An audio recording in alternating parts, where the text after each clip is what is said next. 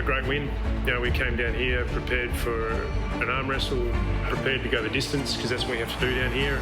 We fought. Become a part of our brand is we just keep fighting. Enjoy this, Fremantle fans. What a win. If you want to announce yourself, go down to Geelong's home ground and beat Geelong. That's a perfect way to announce yourself as a contender in this competition. He unloads from outside 50.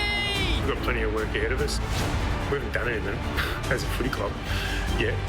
This game's got a real knack of pointing you in the line if you get too far ahead of yourself. So we need to stay in the moment and stay present and look forward to next week. The Dockers. So they proved everything that they looked like they were building. They did it not only against a quality opponent, but they did it at the venue. And so you were there. You were at the game. Yeah, what did you see? No, it was compelling because they got jumped. Yeah, they did. Badly jumped in the first 15 minutes to the point where you went, oh, this could be... they might not stack up to this challenge. And then from that moment on till...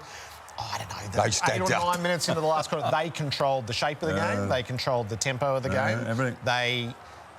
There were long periods where Geelong didn't look like they were going to score. So their defensive mechanisms stood up extremely well, and their system overcame the loss of personnel, which we'd spoken about in the lead-up to the match.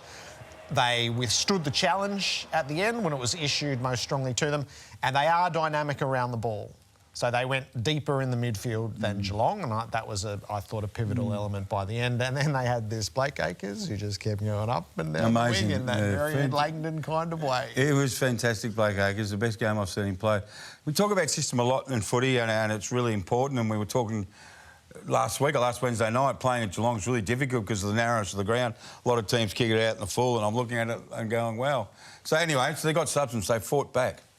You know what they do? You know what all the best teams do, Gerard?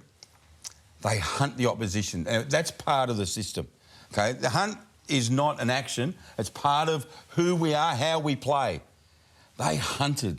And when you hunt, you take time away from players to deliver and do stuff. They were unbelievable, Gerard. At a foreign venue, they out-hunted Geelong at Geelong. They won 100 of 110 games. It was a magnificent football performance, and you can only imagine what it would have been like to walk back in those club rooms, get on that plane, you know, might have a few beers, well-earned beers, just enjoy it. So they go home, and that smile on Justin Lemieux's face, he goes, I can't wait for next week. Looking forward to next week. He looks nervous sometimes. I don't think Justin Lemieux is a... This is not a criticism. His best part of his coaching is not talking on the TV, OK? It's just not. But he does it. I reckon he does it under sufferance. But when he smiled there, it was as natural a smile I've seen Longmuir have in his time. He knows he's got something special. He knows what winning at Geelong is. We all know. Yep. You earn every part of that 4 points. So the looking forward to next week has taken a little bit of a turn as they're going to live a very nervous week at Fremantle. So they've got the 3 COVID positives today. So Rory Lobb, Blake Acres and Travis Collier. So they've got COVID, they're not contacts, we know? Well, actually, the local rules. So, in Melbourne, if you've got That's what I mean, it's free. You're out, you're free to play. Yeah, well, and just think through the circumstance where...